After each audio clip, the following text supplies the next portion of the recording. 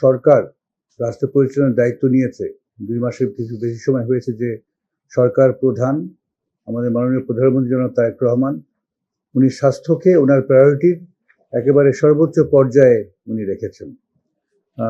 আমি সব দায়িত্ব নিয়েই বলছি, বাংলাদেশ স্বাধীন হওয়ার পরে কোনো সরকার প্রধান ছিলেন না ইতিপূর্বে যিনি স্বাস্থ্যকে এত বেশি গুরুত্বের সাথে দেখেছেন।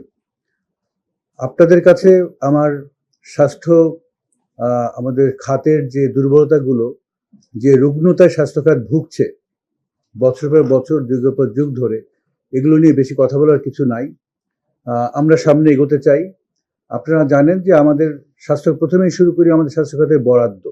এটা সাংঘাতিক অপ্রতুল, 0.6 to 0.7% অফ জিডিপি, যেখানে 4 থেকে 5% হওয়ার কথা ছিল।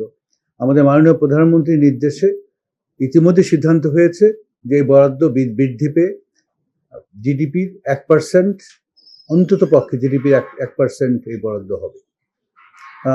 আমাদের স্বাস্থ্যখাতে একটা বড় ধরনের দুর্বলতা হলো আমাদের দেশে প্রাইমারি হেলথ কেয়ারের একটা কম্প্রিহেন্সিভ ইউনিফাইড কোনো নেটওয়ার্ক কখনোই গড়ে ওঠেনি। গ্রাম অঞ্চলে কিছুটা আপনার ফ্যাসিলিটি থাকলেও শহরাঞ্চলে মোটেই ছিল না। আমাদের মাননীয় প্রধানমন্ত্রীর ওনার নির্দেশে আমরা কাজ করতে শুরু করেছি।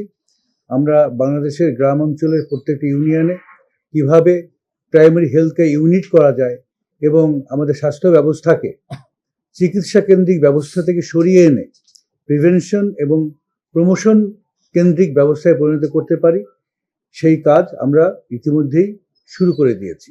আমরা চাই গ্রাম অঞ্চলের প্রত্যেকটা ইউনিয়নে প্রাইমারি হেলথ কেয়ার ইউনিট থাকবে, শহরাঞ্চলের প্রত্যেকটা ওয়ার্ডে প্রাইমারি হেলথ কেয়ার থাকবে।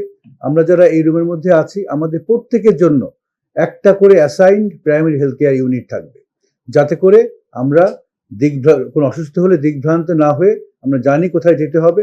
আমাদের কাছে স্বাস্থ্য বিভাগের যারা স্বাস্থ্যকর্মী, আমরা সেই কাজে শুরু করেছি। আপনারা জানেন যে 1 লক্ষ নতুন স্বাস্থ্যকর্মী নিয়োগ করা হবে।